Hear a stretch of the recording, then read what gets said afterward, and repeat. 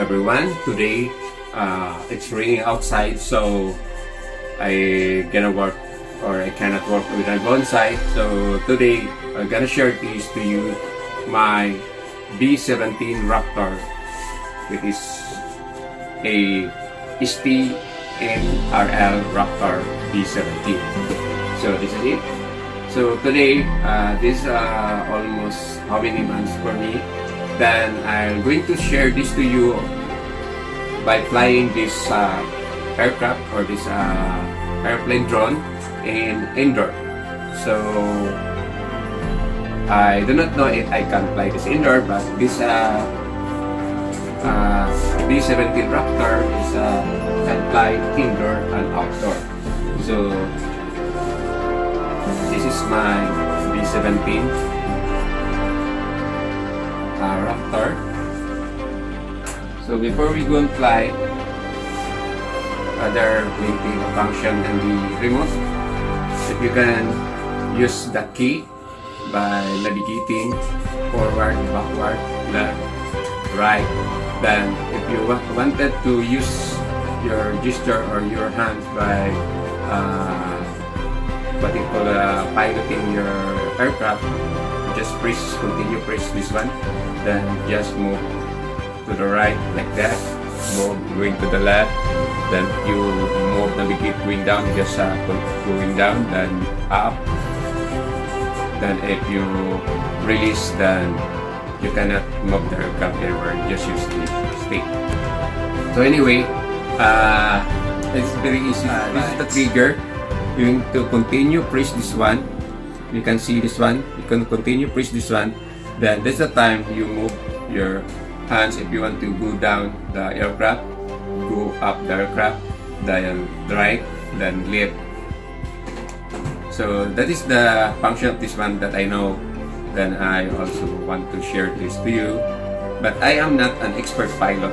I just learned. So I try to fly indoor by this one using this one take-off aircraft. It is a drone airplane. So it is very nice for the cage because it is not harmful. As you can see, the blade is a cover protector and it is a rubberized foam, so it will not easy to be damaged. So this aircraft will go on crash or hit some hard, it is automatically shut down. So we will fly this aircraft. So let's go. Just press the, as you can see, the aircraft is already blinking. Then turn on the switch. There's already light there. Then press one key take off, this one here. Wala nga sa kita. Ano? Kita na. Dako kay mo kamot pa.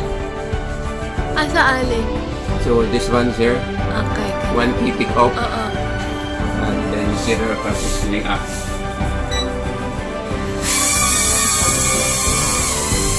As you can see, that is the aircraft. Then we need to calibrate.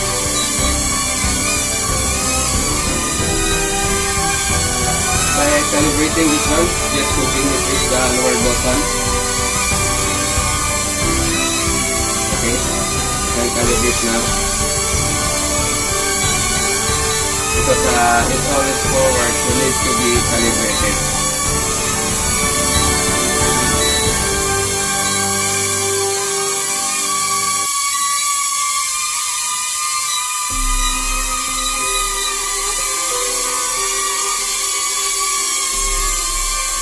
So this is done. Okay.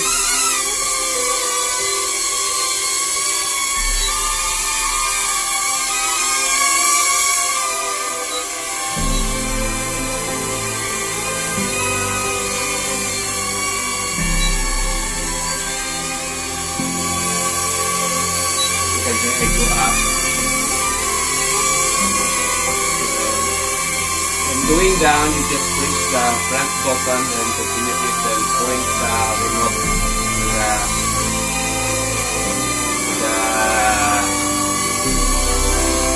the target for the fly. As you can see, it is a winner and the aircraft is very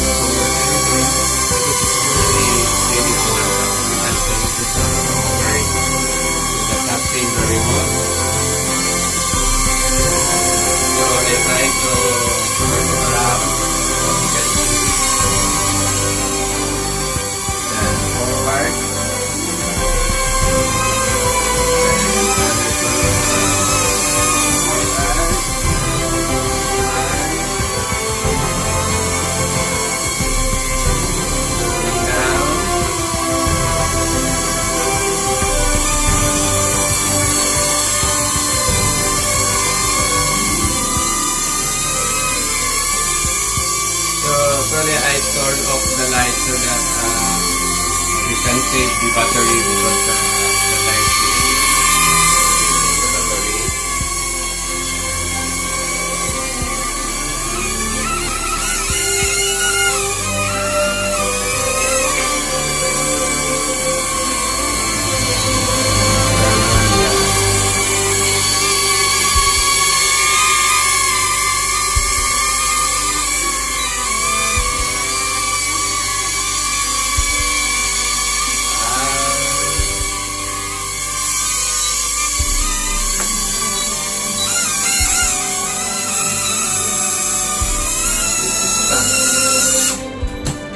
As you can see, when it hits to the object, then it will stop.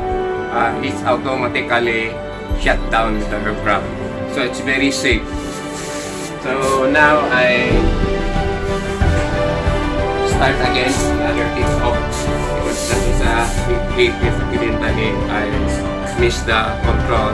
So you know I'm a beginner, so I cannot fly well. But we'll try to another take off. And it's still alive.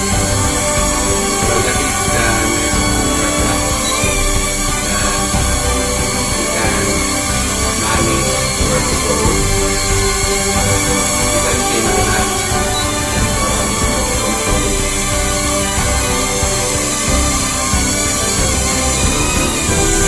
Very nice.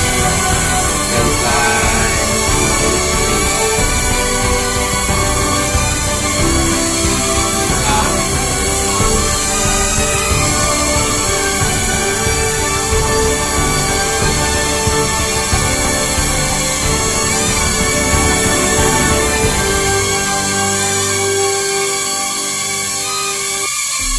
So this is very nice for kids.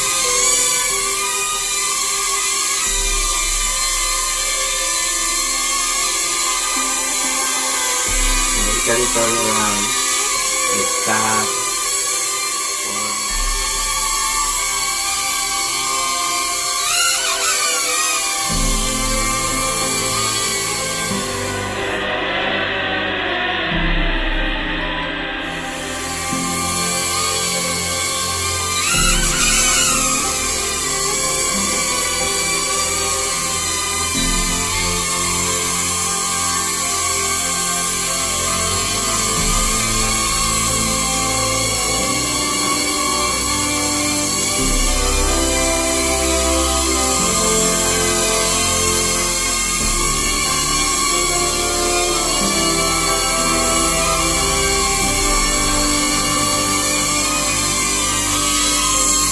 Wala.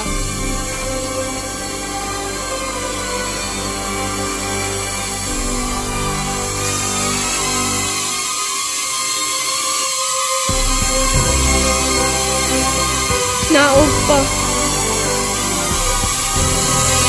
Okay na.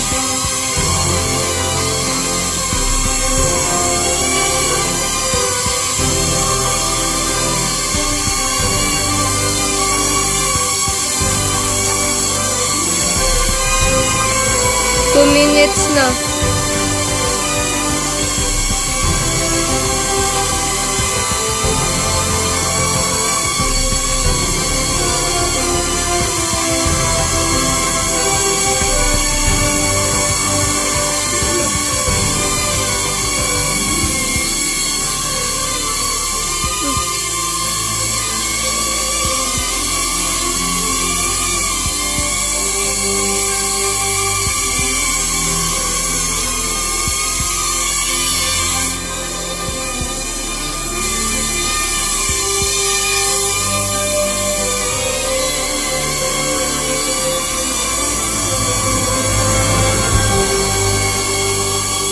Landing pa.